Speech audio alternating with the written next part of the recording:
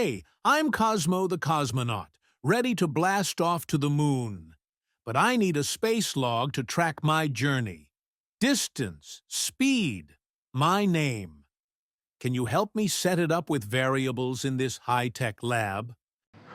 Yes, Cosmo, first of all, you're going on a great journey. It's an adventure journey. So let me introduce you to variables so that it makes your journey safer when you travel. So let's print Cosmos Space Log activated. We are starting your journey now. So let's use the variable distance. You know that variables are the containers which stores values, and then in this case we are having distance, and then we are storing the kilometers that you require to reach the moon. We are putting the value of 384,400 kilometers that you might be traveling, that distance and speed you will be traveling through your spaceship would be 1000 kilometers per hour. And your name is Cosmos, so we are adding a string. Remember, when the string is included, we use the double quotes itself. And print pilot, you see the double quotes that we have put, and then we're putting your name, and this name is a variable. That means the value inside this variable name, that is Cosmo, would be printed outside. And then we are saying print distance to moon, and then we are putting the variable distance. It would print distance to moon, and then it would put the value of distance, that means 384,400. You can see that all the variables information has been put the way I told you. After comma, if you see, we have put name, we have put distance. My log's looking good. Now I need to know how long it'll take to reach the moon and how much fuel I'll need. Yes, Cosmos, that's a relevant question because you need to know the time and the fuel that you require to reach the destination, else you'll be stranded in space, and it's not a very good place to be in. So let's calculate the time. We use distance by speed. This is the formula of finding the time.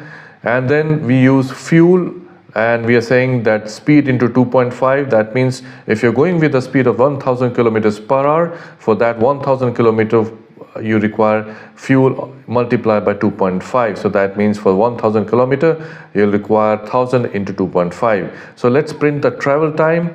We know the distance and we know the speed. We can find the time, right? So let's travel time in hours, and we are using the string, and then we are putting the variable name time, and then we are using the fuel needed, and we're putting the fuel as variable. So now you have 384.4 hours to reach moon, and fuel needed would be 2500 liters. This is, remember, this is for 1000 kilometer of speed that you are going. Mid-flight update. I need to add extra fuel for safety and adjust my distance for a lunar orbit. Can we tweak my log on the fly? Yes, Cosmos, we can do that, and it's a good thing you are carrying extra fuel. So we are saying fuel plus is equal to, and then we put the value here we are putting is as 50. So that means you are saying fuel is equal to fuel plus 50. So fuel was earlier fuel which we had already taken, and now you're adding extra 50. Now this distance that you want to adjust for the lunar, that means you're reducing the distance. So I'm saying distance minus is 1000. It means distance is equal to distance minus 1000 kilometers. So this is the way we interpret this.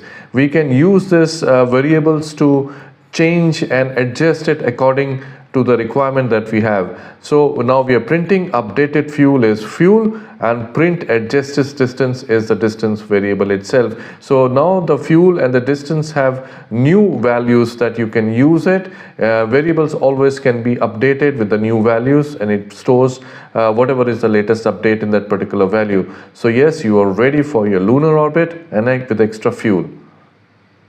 I'm ready for more space coding. Thanks.